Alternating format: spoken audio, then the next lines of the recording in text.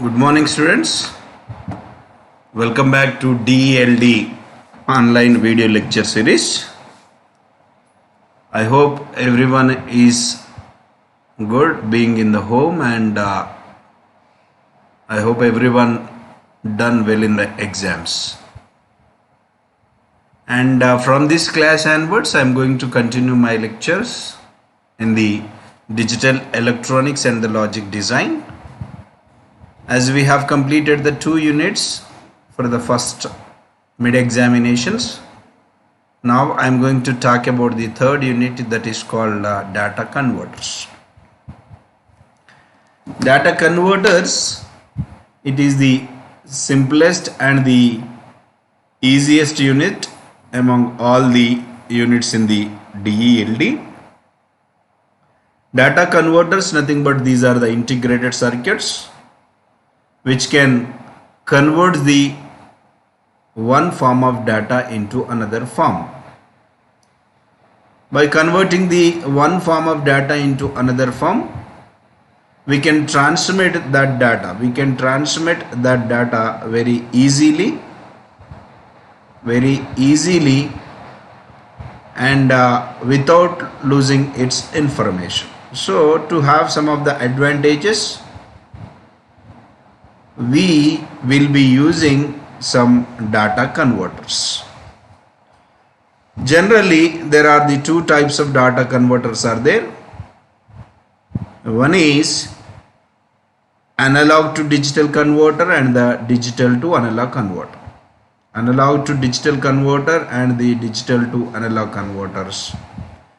Analog to digital converters, nothing but these are the converters which converts the analog form of data into the digital form.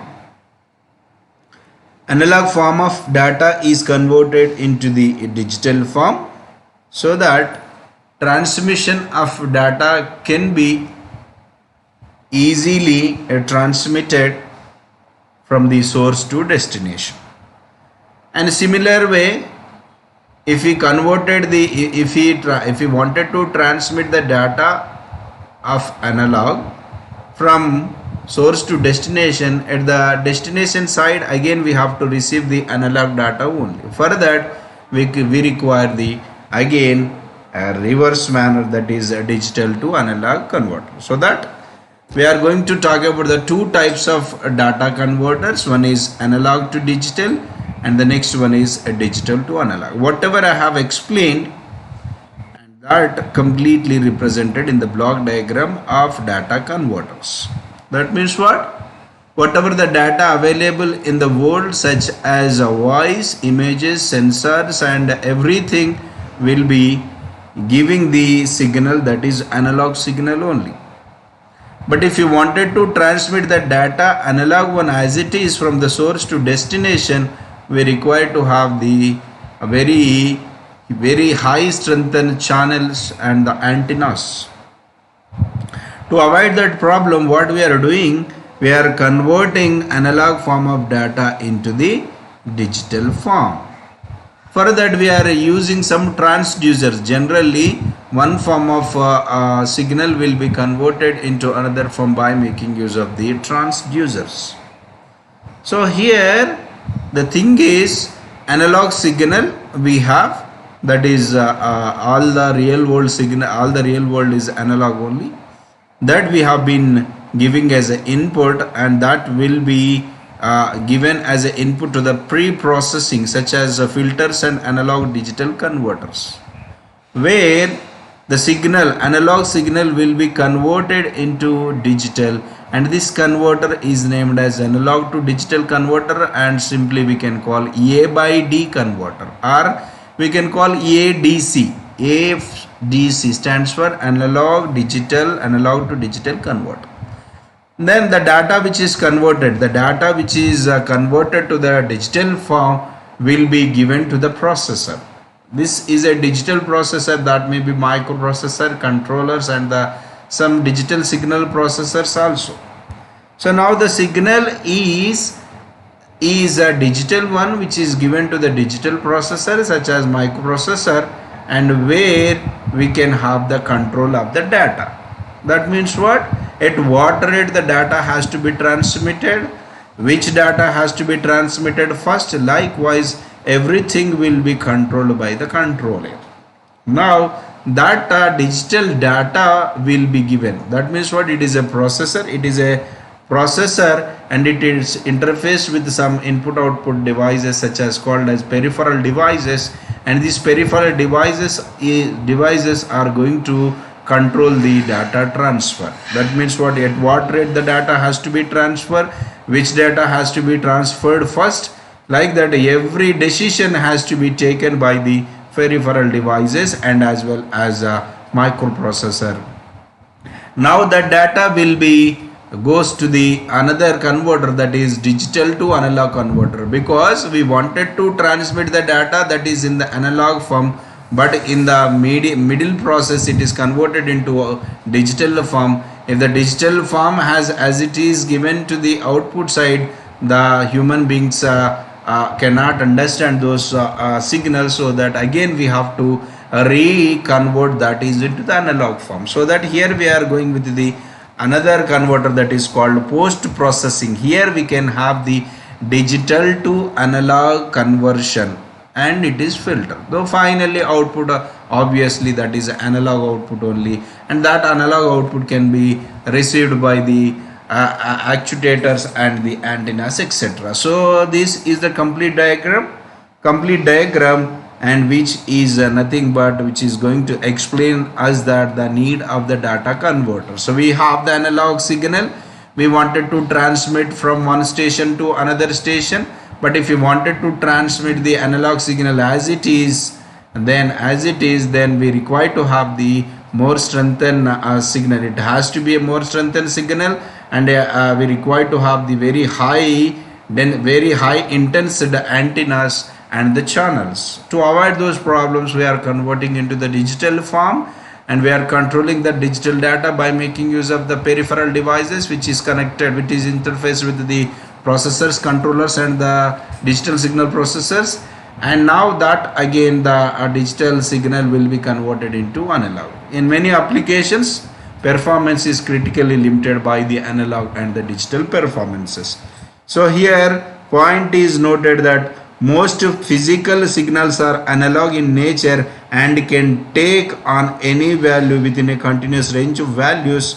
Examples include temperature, pressure, light intensity, audio signal position, rational speed, and the flow rate, and all these comes under the analog signals only. That means, so that in single sentence we can tell that all the real world is analog. In a digital system, perform all their internal operation using the digital circuitry and the digital operation. Any information that has to be transmitted to a digital system must be put in the digital form, so that it has to be converted into the digital form. Next, I am going with the next slide. Then this is a block diagram of analog to digital converter. Then we are going with this is analog to digital converter or digital to analog converter. It may be digital to analog converter. Here we are giving the reference voltage. It is nothing but it is a biasing voltage. Reference voltage is nothing but it's a biasing voltage, and it is a scaling network, that is nothing but where the complete conversion can be done, and to which we are giving the binary input, that is by making use of the binary switches.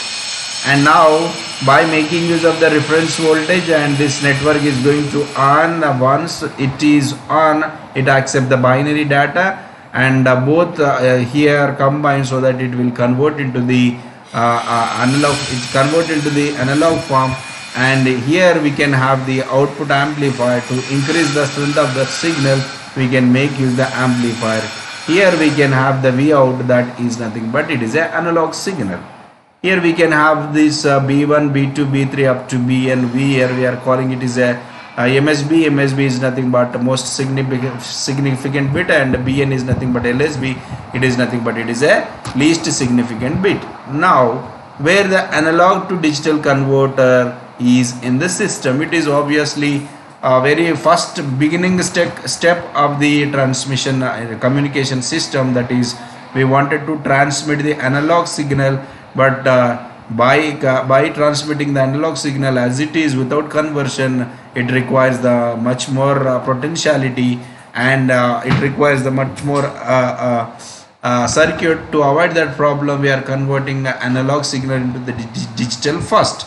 After that, we will be sending that into the digital processor, that may be processor, controllers, and the digital signal processor.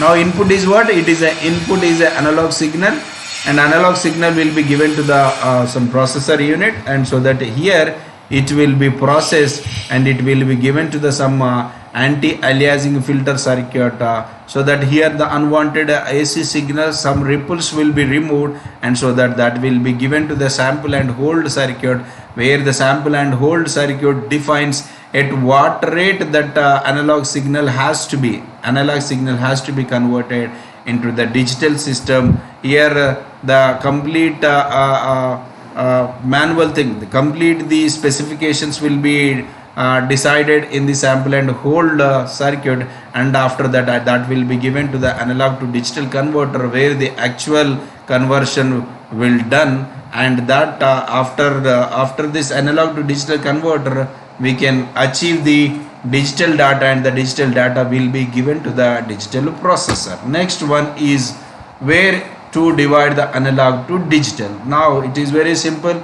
It is the real world is analog. Just now I have explained, it is given to the analog to digital converter, and that is given to the digital signal processor, and by making use of the controlling unit or the peripheral devices, we are going to control this processor, and after processing that data, that means what we hear, that what rate the data has to be transferred, which data has to be transferred first, will be decided in the digital signal processor, that is DSP processor.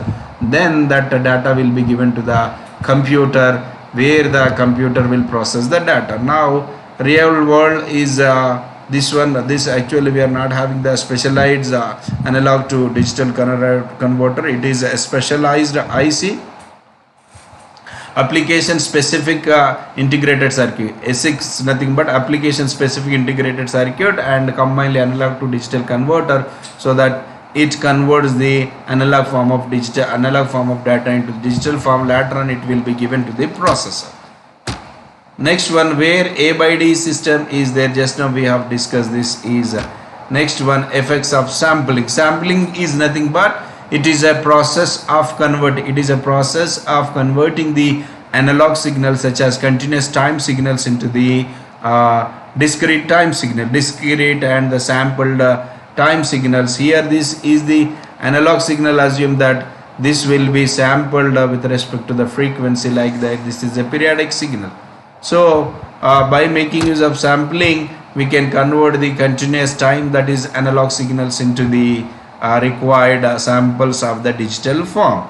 Types of analog to digital converters we have, that is conversion rate and the Nyquist ADC, oversampled ADC, and these are the comparison factors we wanted to compare with the two converters. Anyway, we are having the many converters in the syllabus. We are not going to see only two, we are going to see the many converters. But as per my knowledge, this third unit is very simple and the easiest unit, so that everyone can concentrate on this one. In the tomorrow's class, I am going to start the actual converters, and with that we are going to enter the third unit, and I am going to provide the complete third unit's notes. If you are good at the third unit, everyone is easily can achieve the 15 marks from the external examination. So thank you, student, and don't waste the time, and be on to the time to the classes, and try to write the notes from the shared videos, so that that will be help a lot while you are going to prepare for the external examinations. Thank you, students. Thank you so much.